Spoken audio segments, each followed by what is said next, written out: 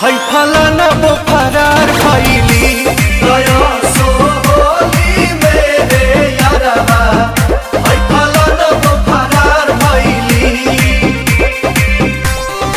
अरे विकियो का फेरा में रहता है। हो सकता है गौवा के लोगवा खिलाड़ सारा कहता है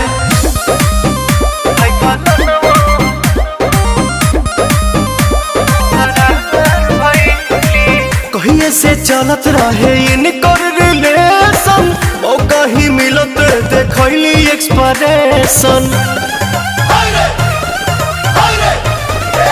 कहिए से चलत रहे इनकर रिलेशन मौका ही मिलत देखली एक्सप्रेशन।